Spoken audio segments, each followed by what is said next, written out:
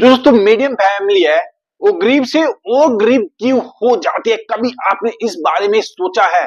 दोस्तों आज मेरे पास एक स्टोरी है, मैं थोड़ी सी आपको स्टोरी सुना देता हूँ। दो भाई थे दोस्तों, दो भाई स्कूल में स्टडी कर रहे थे, तो गरीबी थी उनके पास ज्यादा ही। तो एक भाई ने अपनी स्टडी बीच में ही छोड़नी पड़ी, वो एक दिहाड़ी मजदूरी करना स्टार्ट कर दिया। मैक्सिमम उसकी उम्र 18 साल थी, तभी उसने दिहाड़ी मजदूरी करना शुरू कर दिया।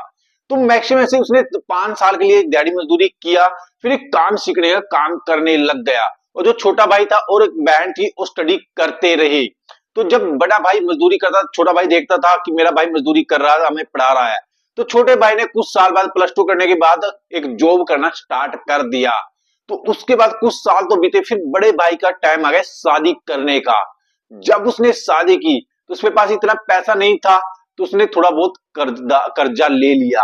आस पड़ोस से, रिश्तेदारों से कुछ कर्जा लिया, 2 लाख का कुछ कर्जा ले लिया। ये बहुत पुरानी बात हो गई है दोस्तों। फिर वही कर्जा उतारने में उसमें 4 साल के लगभग लग गए। जब उसको दिहाड़ी मजदूरी करता था तो वही कर्जा में से कुछ पैसा जिस पे से ले रखा था उसको देता, कुछ में घर में बिजली बिल या राशन का चलाता था। तो छोटे भाई की मात्र सैलरी जब उस टाइम में 5,000 रुपये हुआ करती थी, उसमें से सब कुछ कट के उसके हाथ में 3,000 रुपया बड़ी मुश्किल से आता था। तो ऐसी चलती रही लाइफ। फिर 5-6 साल जब बीते दोस्तों, फिर छोटे भाई और बहन की भी शादी करने का टाइम आ गया। तो दोस्तों शादी बड़ी धूमधाम से की, बड़े भाई ने मस्त पूरी जबरदस्त शादी की। तो जो कर्जा था वो मैक्सिमम, जो पहले 2 लाख का था वो तो मैक्सिमम कम ही खत्म हो गया था। फिर जब दूसरी शादी आई तो उसमें उसने कर्जा लेना पड़ा 6 लाख का। 6 लाख का कर्जा फिर दोबारा लेना पड़ गया दोस्तों दूसरी शादी में। तो ये कर्जा देखो, ले तो लिया उसने, तो छोटा भाई भी साथ दे रहा था। तो कर्जा धीरे धीरे ज्यादा होता चला गया, क्योंकि इसका जो रिटर्न था ज्यादा था, गांव में रिटर्न ज्यादा देते हैं। तो जब उसका रिटर्न देना पड़ा तो बहुत ज्यादा हो गया, क्योंकि इसका बिजली बिल भी, घर का भी खर्चा चलाना था और कर्जा भी पटाना था। तो ऐसे चलता रहा। तो मैक्सिमम वो कर्जा जब काफी बढ़ गया, 10 लाख हो गया, 6 लाख का 10 लाख हो गया दोस्तों। तो मैक्सिमम कर्जा ऐसे ही बढ़ता चला गया। तो वैसे ही हम गरीब के गरीब रह जाते हैं, शादी धूमधाम से कर देते हैं, पर वो कर्जा हमारे पास नहीं उतर पाता है, काफी साल हो जाते हैं। तो आपने क्या करना चाहिए इसके लिए? देखो, इसके लिए शादी चाहे थोड़ी कर लो, थोड़ा से एडजस्टमेंट कर लो शादी में, पर कर्जे से कम रहना चाहिए। क्योंकि फिर जब हम कर्जा ले लेते हैं तो घर में डेली तकरार रहता है तरह की, और तो ऐसे में झगड़े होने स्टार्ट हो जाते हैं कि आप उसका पैसा दो, या बड़ा भाई बोलेगा छोटे भाई को आप उसका पैसा दो, मैं उसका पैसा दूंगा। तो ऐसे चलते रहती है कि घर में बिजली बिल हो गया, राशन हो गया, ये भी जरूर लेके आना पड़ेगा, और नई नई शादी होती है, आपको एंजॉय भी जरूर करना पड़ेगा। और जब ऐसे खर्चे हो जाते हैं, जब कर्जा आपके सिर पे हो जाता है, तो फिर लंबा रिश्ता नहीं चल पाता है, चाहे वो भाई भाई का हो, किसी का भी हो, वो लंबा रिश्ता नहीं चल पाता है। तो थोड़े दिनों में दोनों का बंटवारा होना स्टार्ट हो गया, कि आप 5 लाख उसके दोगे, आप 5 लाख उसके दोगे। तो ऐसे बंटवारा होते होते दोनों में डेली झगड़ा होना स्टार्ट हो गया, क्योंकि कर्जदार है और डेली घर पे आगे खड़े हो जाते थे। तो ऐसे आपने क्या करना चाहिए, चाहे आपकी कितने कितने भाई हो, कितने, आपने कर्जे से दूर रहना है। अगर आप कर्जे से दूर रहोगे, कहीं पर अच्छी जगह इन्वेस्टमेंट करोगे, तो आप कर्जे से जितना दूर रहोगे उतना अच्छा है। क्योंकि शादी एक बार होती है, आपको डेली पछताएंगे, डेली आपके घर पर आके खड़े हो जाएंगे। अगर आप आज शादी कर रहे हो दोस्तों, तो आज से 10 साल के बारे में सोचना, कि अगर आज मैं शादी कर रहा हूं, जैसी मर्जी शादी कर रहा हूं, कि कल को मेरे पर और भी खर्चे हैं। क्योंकि शादी के बाद जो हमारी लाइफ पार्टनर आता है उसके भी कुछ ड्रीम होते हैं, कि मैं कहीं घूमने जाऊं या कुछ एंजॉय करूं। अगर हम शुरू में ही कर्जा लेके बैठ जाएंगे 10-20 लाख रुपए का, तो उसके हम सपने पूरे नहीं कर पाएंगे।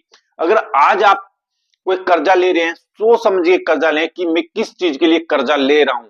अगर आप शादी के लिए ले रहे हैं तो शादी को चाहे छोटा कर लो, कर्जे से कम बचो। और सबसे बड़ा कर्जा हमारे शादी का ही होता है। क्योंकि जब ये स्टोरी मेरे पास आई है तो मैंने इस स्टोरी को रेगुलर में जाके भी देखा है। शादी में कर्जा तो बहुत बड़े बड़े लोन, बहुत बड़े बड़े ले लेते हैं, पर बाद में उनको जब देने की बात आती है बड़ी दिक्कत होती है। लाइफ में या पार्टनर के साथ या फिर भाइयों में बहुत बड़े बड़े झगड़े हो जाते हैं।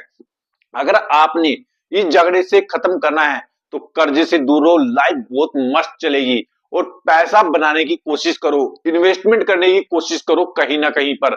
अगर आप पैसा बनाएंगे तो आपके झगड़े भी जब आपके पास पैसा होगा, अगर छोटी मोटी कोई प्रॉब्लम होगी पैसे से रिलेटेड, तो आप कहीं पर भी जाके पैसे से सोल्व कर सकते हैं, क्योंकि बताया भी गया है 99% प्रॉब्लम पैसे से खत्म हो जाती हैं। पर आपने, जब आपके पास पैसा नहीं होगा तो आप कैसे प्रॉब्लम को खत्म करोगे, ये भी एक सोचने वाली बात है। अगर आपके पास पैसा होगा अच्छा खासा, तो आपके पास भाई के पास कोई प्रॉब्लम होगी, यार इतना मुझे पैसा भाई, अब जब भी देखे जाए वो भाई भी प्रॉब्लम हर किसी की लाइफ में है, बीमारियां भी आ जाती हैं या फिर बिजली घर का खर्चा भी चलाना पड़ता है। तो जब आपके पास पैसा अच्छा खासा होगा तो कभी भी लाइफ नहीं आएगी, लाइफ पर आपका खुश रहेगा।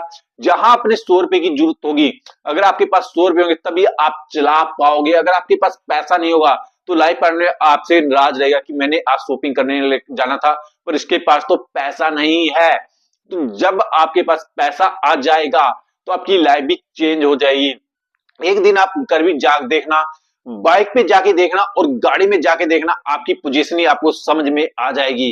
तो दोस्तों कर्जे से, मैं यही स्टोरी बता रहा हूं, कर्जे से जितना दूर रहोगे आप, कर्जे से जितना दूर रहोगे वही आपके लिए बहुत ही बेस्ट है। अगर आज आप कर्जा ले लोगे किसी से, कल को देने में बहुत बड़ी प्रॉब्लम होती है, देने में बहुत हालत खराब हो जाती है। दोस्तों अगर आज आप कर्जा ले लोगे किसी से तो कल को देने में बहुत बड़ी प्रॉब्लम होती है, इसलिए कर्जे से जितना दूर रहो उतना अच्छा है। शादी चाहे नॉर्मल कर लो, चाहे चाहे आपका शादी पे 1 लाख की जगह 50,000 रुपया इन्वेस्टमेंट कर दो, क्योंकि शादी के बाद आपके बहुत ड्रीम है, बहुत ज्यादा, शादी के बाद आपके एक भी कर्जा नहीं होना चाहिए।